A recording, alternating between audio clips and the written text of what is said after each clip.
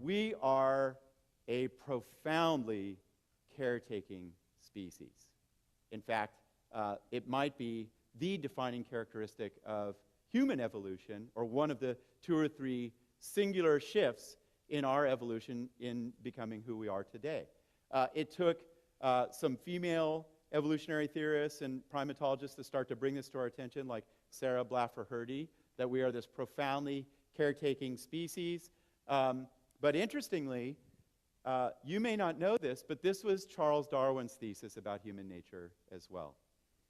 Darwin, in 1871, wrote The Descent of Man, his first book about human beings.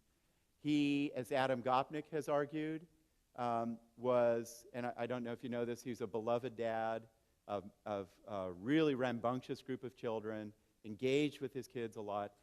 And a defining event in Darwin's life was that one of his most beloved daughters died, and he nursed her to her death at age 10. And out of that, Darwin started to have these deep insights about the place of suffering in human experience and the place of compassion, and it led him to write that sympathy will be increased through natural selection for these communities, which include the greatest number of the most sympathetic members, would flourish the best.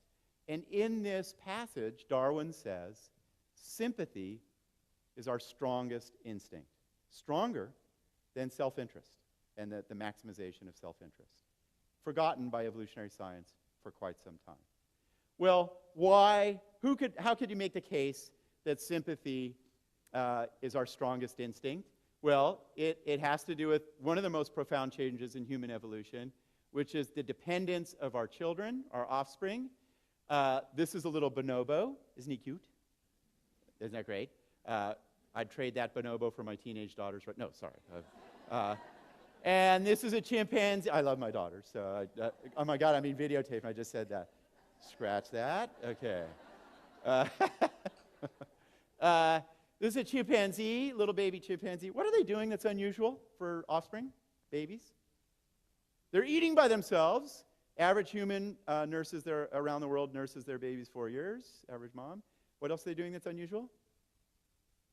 They're sitting up, right? Most babies at this age, like, you sit them up and they go, watch out, man, my head's really big, woo, you know. Well, it took a while for evolutionists to appreciate this, but as we started to walk upright on the African savanna, our pelvises narrowed, right? And our birth passage narrowed. As we developed these wonderful abilities with language and music and symbolic representation, we got these big cortexes, which we're about to talk about, and our heads got bigger. And what that means is that our babies, as you all know, are born profoundly premature and dependent upon people to take care of them, right? Our babies, compared to these offspring, are the most vulnerable offspring on the face of the earth, taking 7 to 49 years to reach the age of independence, right? And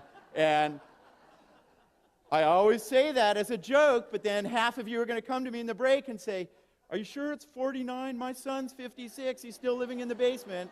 And when my daughter recently told me, I figured out, Dad, what I want to be. And I was like, great, what is it? She's like, I want to be a writer. And I was like, I'm going to be paying your bills for 60 years. Right? Unless she's as good as Robert Sapolsky. So, but that, as Sarah Blaffer-Hrdy and other people have argued, that simple fact changed everything.